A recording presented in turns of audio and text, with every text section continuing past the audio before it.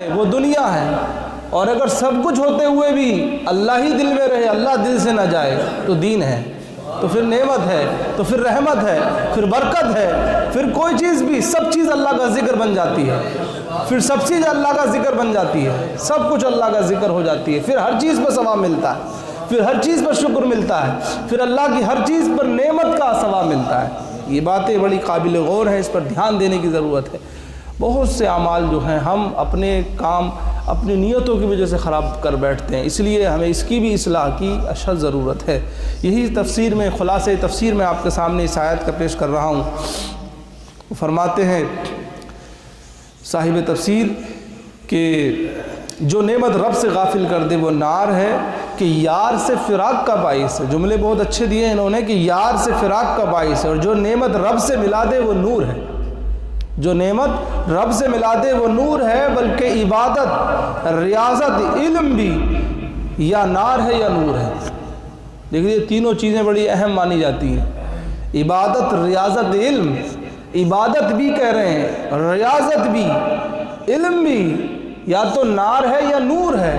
یعنی جب رب کی عبادت کر رہے ہو لیکن رب کی یاد نہیں ہے تو یہ نار ہے، ریاضت کر رہے ہو لیکن رب کی یاد نہیں ہے تو نار ہے، علم پڑھ رہے ہو، پڑھا رہے ہو، سیکھ رہے ہو، سکھا رہے ہو، رب یاد نہیں ہے تو نار ہے، اور اگر عبادت کر رہے ہو خدا یاد ہے تو نور ہے، ریاضت کر رہے ہو خدا یاد ہے تو نور ہے، علم پڑھ رہے ہو یا پڑھا رہے ہو، سیکھ رہے ہو یا سکھا رہے ہو، بتا رہے ہو یا سمجھ رہے ہو، تو یہ سب کیا ہے؟ یہ نور ہے۔ اسی ایک کلمے میں ان تمام قسم کی آگ کے عذاب سے پناہ مانگی ہے۔ بہت جامع دعا ہے، یہ دعا یاد کر لیں سبھی لوگ۔ اللہ فرماتا الذین یقولون ربنا اننا آمنا فاغفر لنا ذنوبنا وقنا عذاب النار۔ یہ مومنین کی دعا ہے۔ اللہ فرماتا جو کہتے ہیں یقولون ربنا اننا آمنا، اے ہمارے رب ہم ایمان لائے، فاغفر لنا ذنوبنا تو ہمارے گناہوں کو بخش دے، وقنا عذاب النار اور ہم کو جہنم کی آگ سے بچا لے۔ یہ مومنین کی دعا ہے، اور یہ کون سے مومنین ہیں بتایا گیا آپ کو۔ اللہ فرماتا ہے، سمجھے، فاغفر لنا ذنوبنا وقنا عذاب النار الصابرین والصادقین والقانتین۔ یہ دعائیں چھوٹے موٹے لوگوں کی نہیں ہیں، صابرین کی دعا ہے، صادقین کی دعا ہے، قانتین کی دعا ہے، مستغفرین بالاسحار، جو صبح کے وقت سحر کے وقت میں رب کو یاد کرتے ہیں ان کی یہ دعائیں ہیں، اور جو سحر کے وقت میں رب کو یاد کرتے ہیں ان کی دعائیں رد نہیں ہوتی ہیں۔ تو اس لیے ہم آپ کو یہ دعا یاد کر لینا، چھوٹی سی دعا، ربنا اننا آمنا فاغفر لنا ذنوبنا وقنا عذاب النار۔ چھوٹی سی دعا ہے، سبھی لوگ اسے یاد کریں، نمازوں میں پڑھا کریں، نماز کے بعد اس کو دعا مانگا کریں۔ اللہ کی قرآن کی جو دعائیں ہیں، اللہ کے جو قرآن میں جو دعائیں اللہ نے بیان فرمائی ہیں، ان میں قبولیت کے زیادہ آثار ہوتے ہیں۔ سب سے زیادہ دعائیں جو قبولیت کا، کیونکہ اللہ نے خود مانگنے کا سلیقہ سکھا دیا ہے، اور میرے نبی نے فرما دیا کہ اللہ کا کلام سب سے بہتر ہے، اس سے بہتر کوئی سکھا نہیں سکتا، تو جو اس نے سکھایا اسی سے مانگو گے نا تو بہت اچھا رہے گا۔ یہ بہت جامع دعا ہے۔ چوتھے کون لوگ ہیں کہ وہ مصیبتوں اور عبادت کی مشقتوں اور جہاد کی دشواریوں پر صبر کرتے ہیں، اپنے نفس کو گناہوں سے روکتے ہیں۔ پانچویں وہ جو قول کے سچے ہیں، خبر دیتے ہیں تو سچی، وعدے کرتے ہیں تو سچے وعدے کرتے ہیں، اپنے فعل کے سچے ہوتے ہیں، اپنی بات کے سچے ہوتے ہیں۔ یہ بھی چیز آج کے دور میں بڑی کم ہو گئی ہے، لوگ اپنی زبان کے سچے نہیں ہیں، اپنے وعدوں کے پابند نہیں ہیں، اپنے کام کے سچے نہیں ہیں، کہا کچھ، کیا کچھ، بولا کچھ، کرا کچھ۔ قرآن بھی کہتا ہے، قرآن فرماتا ہے، خود اللہ نے فرمایا نا، یقولون ما لا تفعلون، وہ باتیں کہتے ہو جو تم کرتے نہیں ہو۔ عموماً یہ ہوتا ہے۔ تو یہ پانچویں لوگوں میں شمار کیا گیا ان لوگوں کو جو خبریں دیتے ہیں تو سچی خبریں دیتے ہیں۔ آج کل دیکھ لیجیے جھوٹوں کی لائن لگی ہوئی ہے، خبریں سنا رہے ہیں صاحب۔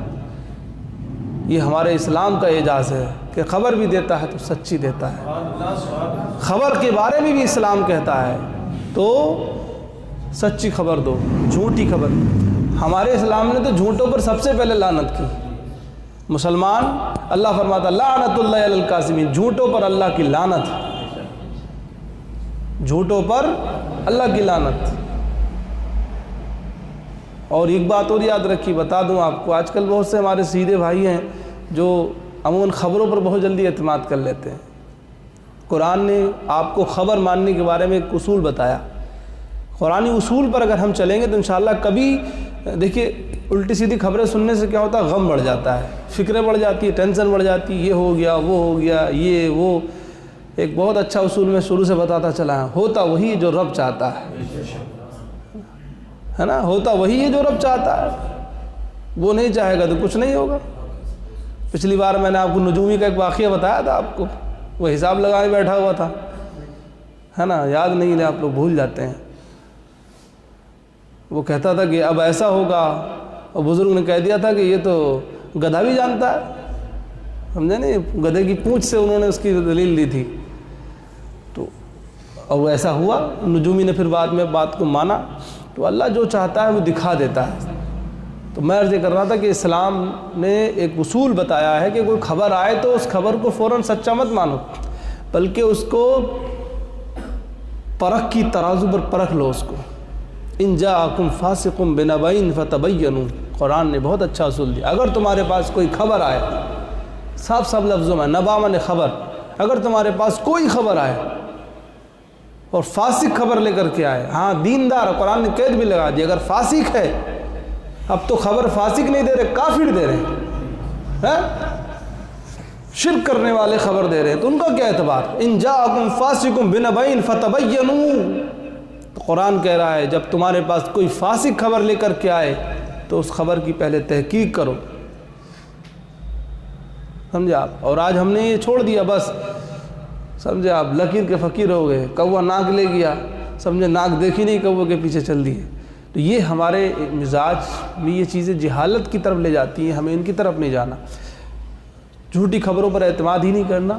اور ہم تو مسلم قوم ہے، الحمدللہ اپنے رب پر بھروسہ کرتے ہیں، ہمارے لیے تو وہی ہے، جیون کے ہیں دو پہلو ہیں دونوں بہت مفید، سمجھے، مر جاؤ تو زندہ رہو تو کہلاؤ غازی، اور مر جاؤ تو شہید۔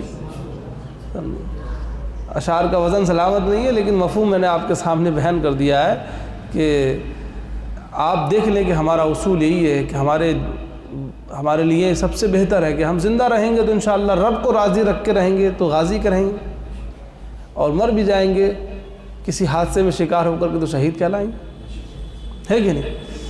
تو غموں سے اپنے آپ کو بچائیے، فضول کی کاموں پڑھنے سے اپنے آپ کو بچائیے، اپنے رب پر بھروسہ رکھیے، یہی آپ کی زندگی کی اصل کامیابی ہے۔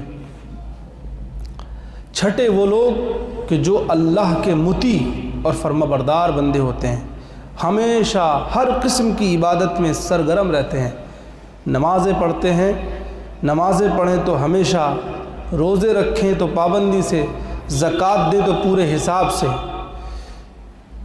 یہ چیز بھی بڑی کم پائی جاتی ہے۔ دیکھیں انہوں نے قید لگائی ہمیشہ کی، نمازیں تو بہت سے لوگ پڑھتے ہیں لیکن نمازیں ہمیشہ نہیں پڑھ پاتے ہیں، پابندی نہیں کر پاتے ہیں، ایک ٹائم کی پڑھی تو دوسرے ٹائم کی چھوڑ دی، تیسرے ٹائم کی پڑھی تو چوتھے ٹائم کی چھوڑ دی، یا پڑھی تو جماعت سے نہیں پڑھی، تو یہ کامیابی نہیں ہے۔ قرآن نے ان لوگوں کو نہیں بتایا، قرآن نے تو مستقل لوگوں کو بتایا جو پابند ہیں۔ تو یہ نمازیں جو ہمیشہ ہر قسم کی عبادت میں سرگرم رہتے ہیں، سرگرم کا مطلب مسلسل اس کام کو کرتے رہتے ہیں، ہمیشہ نماز کے معاملے میں کبھی بھی کوتاہی سے کام نہیں لیتے۔ ہمیں اپنے بڑوں سے اس چیز کا سبق لینا چاہیے۔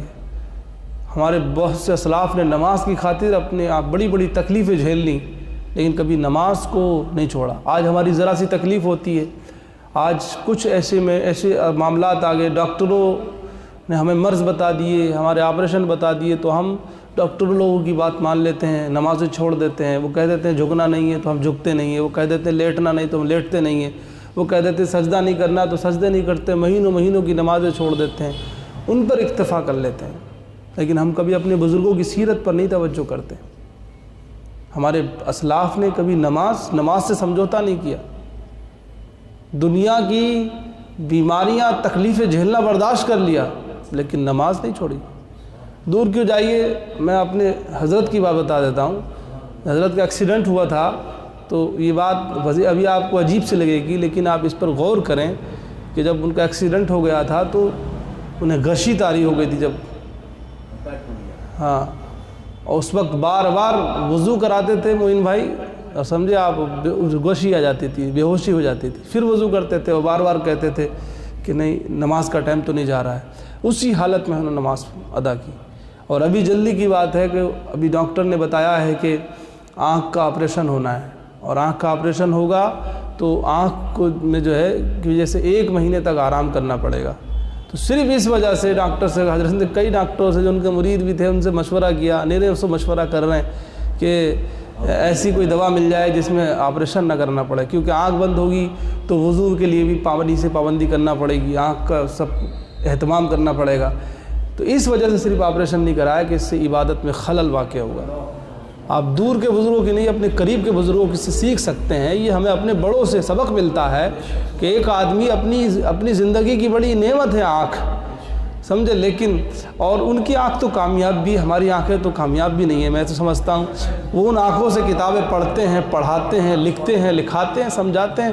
ہمارے جیسوں کی آنکھیں تو سب گناہوں کی طرف جاتی ہیں، ان کی آنکھیں تو ہمیشہ دین کا ہی کام کر رہی ہیں، ان کی آنکھیں تو نور کا کام کرے۔ میں تو سمجھتا ہماری آنکھیں ہماری آنکھوں کی جتنی حیات ہے اللہ ان کو دے دے، کیونکہ جو نعمتیں اللہ نے، جو نعمت کا کام اللہ ان سے لے سکتا ہے وہ ہم سے کہاں سے ہو سکتا ہے۔ لیکن آپ دیکھیں کہ میں نے بہت قریب کی بات، یہ عقیدت پر مبنی بات نہیں ہے، یہ حقیقت پر مبنی بات ہے کہ آپ دیکھیں کہ جب اللہ تعالیٰ نے ان کو ایسا بنایا ہے اور انہوں نے نعمتوں کی قدر ایسے کی ہے، آج بھی سمجھ لیجیے ابھی کتاب حضرت کی آنے والی ہے، تقریباً 3 جلدوں میں تقریباً کتاب ایک آ رہی ہے، تجدید الفسانی، بڑی محنت سے حضرت نے لکھی ہے۔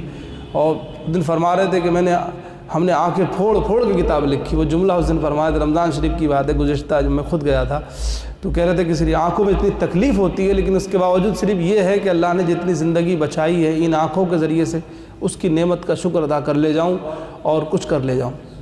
یہ ان کا نظریہ ہے۔ آج ہم اور آپ دیکھیں ہم اپنی آنکھوں کا استعمال کتنا غلط کرتے ہیں۔ ہمیں اللہ نے صاف سب کچھ دیا ہے، وہ تکلیف جھیل کر کے بھی عبادت سے سمجھوتا نہیں کر رہے ہیں، اور ہم اور آپ کوئی تکلیف نہیں ہے تب ہم عبادتوں سے سمجھوتا کر لیتے ہیں۔ تو بہرحال ان چیزوں پر غور کریں، اللہ کی نعمتوں کا شکر بھی ادا کریں، اور رب سے توفیق سمجھے سعید مانگے کہ پروردگار ہمیں نیکی کی توفیق بخش، ہمیں ان آنکھوں کا، ان ہاتھوں کا، ان زبان کا، ان پیروں کا صحیح استعمال کرنے کی توفیق عطا فرما۔